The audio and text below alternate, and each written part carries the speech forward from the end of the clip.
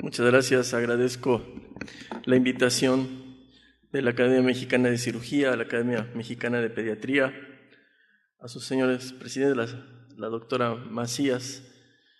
Muchas gracias, doctora. Doctor Reyes, muchas gracias.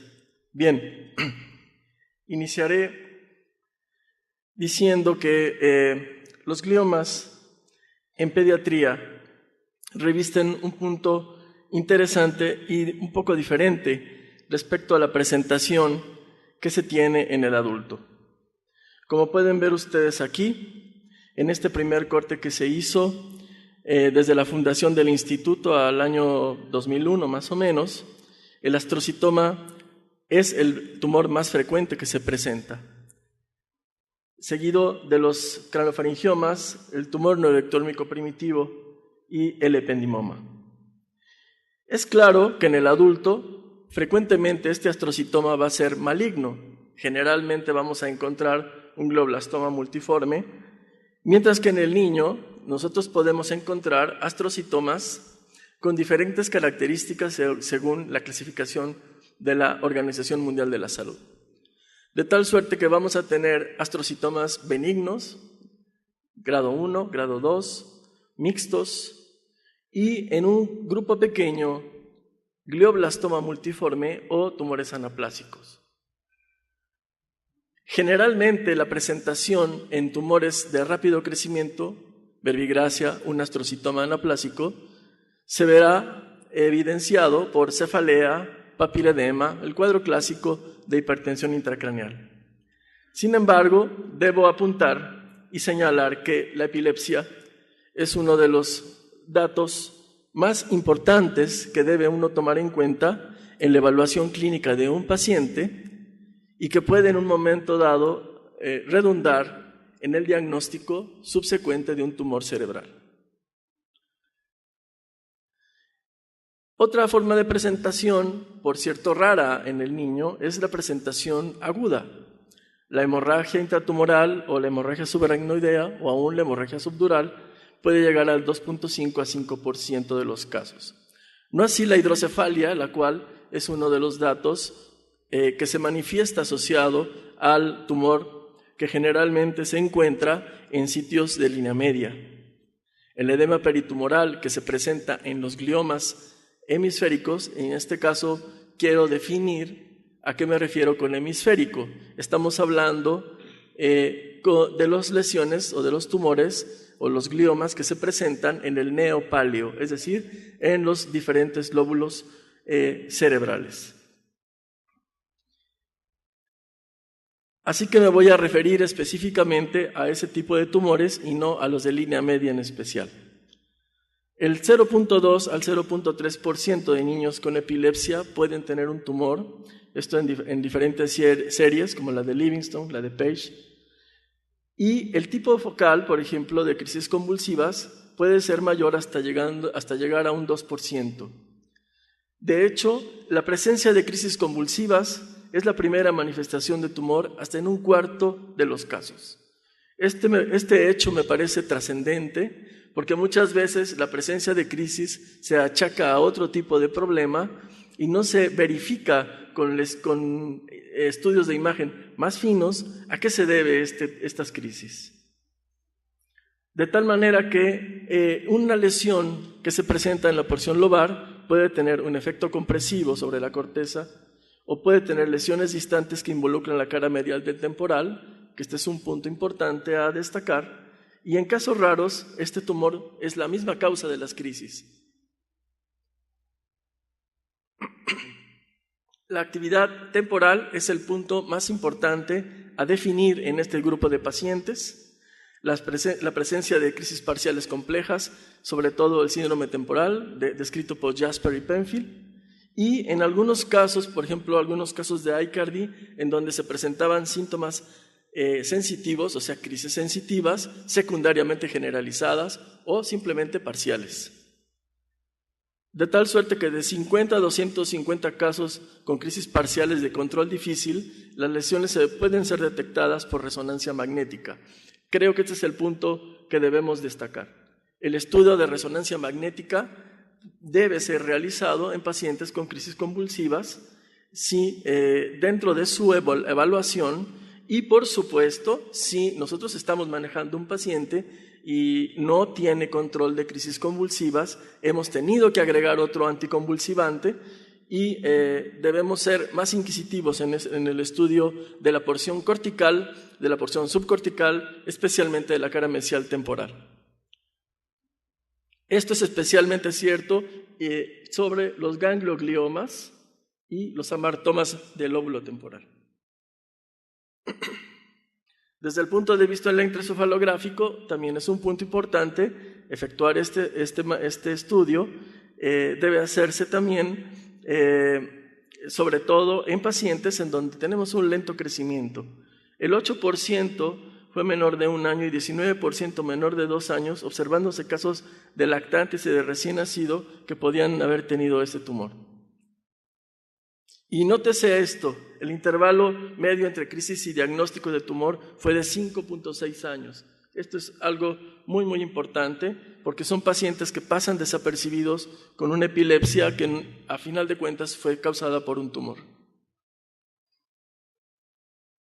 Esto también es especialmente importante en los tumores benignos, en los OMS grado 1, grado 2, en los gangliogliomas, en los oligos y también en un tumor específico de la infancia que es el tumor neuroepitelial del desarrollo. Claro, los tumores malignos van a tener un déficit focal más rápido, hipertensión intracraneana, por supuesto, y a veces no necesariamente debutarán con epilepsia, de tal manera que nos vamos a referir ahora a los tumores benignos. La presentación crónica de epilepsia por largo tiempo de evolución, la localización temporal o frontal y la resistencia a fármacos antiepilépticos. La imagen es, por supuesto, un punto importante, incluso in útero. Aquí vemos un ultrasonido, gestacional donde aparece un tumor. Vean ustedes este gran tumor en la región córtico-subcortical parietal del lado derecho. El estudio de la resonancia magnética y los nuevos avances en este punto han permitido realizar la posibilidad de encontrar las áreas elocuentes, las áreas que nos dan la capacidad motora, la capacidad sensitiva, la capacidad de lenguaje. Y esto, por supuesto, cambió el panorama de cómo estudiar algunas de estas lesiones. Me referiré, por ejemplo, a este tipo de lesión que es en la región mesial temporal, o bien a esta región, a este tumor que está frontal, y en otros tumores, por supuesto, es claro que es una lesión maligna, es una lesión con múltiples zonas de crecimiento y que evidencia, por ejemplo, un glioblastoma multiforme. El electroencefalograma es a veces ciertamente poco preciso, pero nos puede dar algunos puntos. Por ejemplo, en el tumor neuroepitelial del desarrollo, descargas bilaterales sincrónicas o asincrónicas. ¿Qué hacer con este tipo de pacientes en donde tenemos un tumor que parece benigno, la presencia de crisis convulsivas y además está en una área elocuente? Y sabemos que la resección de este tumor lo mejor posible hace que el paciente tenga una evolución y una sobrevida mayor. En general podemos abordarlo como una epilepsia de control difícil. Algunos de estos casos deben ser mapeados con corticografía, como en este caso. Nos permite evaluar y ver, por ejemplo, el sitio de descarga. Aquí estamos viendo la espiga de descarga con una malla con electrocorticografía y el área de descarga frontal.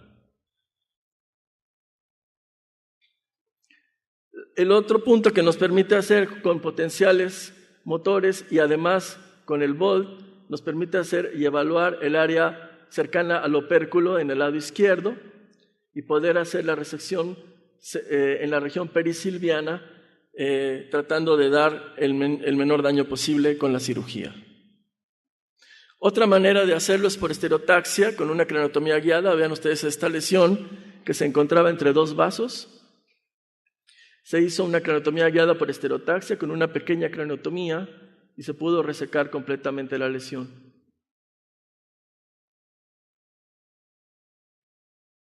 A veces estos mismos casos puede ser otro diagnóstico, por ejemplo, este granuloma tuberculoso. Y el avance, el desarrollo de esta posibilidad de neuronavegar sobre la región del neuropalio es la neuronavegación, que puede ir asociada con ultrasonido. En este caso estamos haciendo la planeación de un tumor temporal. Vemos aquí el tumor temporal, está casi en la región mesial. Se puede hacer de manera directa con ultrasonido asociado a resonancia magnética en este tipo de aparato. Y este chico de 5 años con un tumor temporal del lado derecho. Vean ustedes en este caso y por favor vean, este es la right y left, es el aparato, es al revés. Y aquí estamos en tiempo real haciendo la neuronavegación del tumor.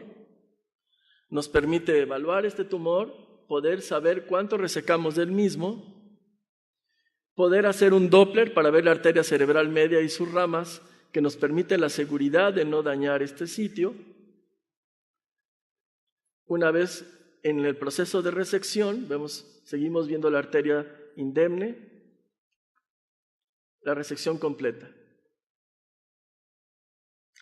Y el postoperatorio, vemos la imagen completamente resecado. Esta era una lesión grado 2, un astrocitoma grado 2 en la clasificación de la OMS, con respeto de la región mesial, sin evidencia de otro sitio de lesión.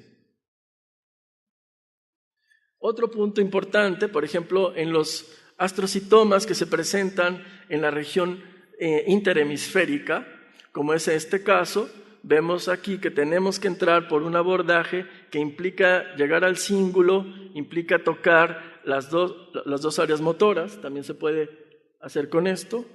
Termino ya con la imagen. Esta es la tractografía por resonancia magnética, me permite planear la cirugía. Resultados, se ha logrado, en este grupo de pacientes, la mayoría fueron crisis generalizadas, la mayoría fueron astrocitomas. Dentro de ellos hay un tumor disembrioplástico neuroepitelial y el resultado es mejorar las crisis convulsivas y resecar completamente el tumor. El control en el 86%, especialmente con lesiones temporales, es muy bueno. En algunos casos la lesionectomía, o sea, retirarle el puro tumor, puede llegar a ser más difícil el control. Y en la mayoría de algunas lesiones, sobre todo en los disembrioplásticos, hay que quitar áreas displásicas asociadas. La resección completa del tumor, por supuesto, es el mejor pronóstico y conviene, como ya se mencionaba antes, realizar o evidenciar sustancias marcadoras de conducta biológica con una buena sobrevida y, por supuesto, mejorar la investigación sobre otras terapias coadyuvantes en este caso. Muchas gracias.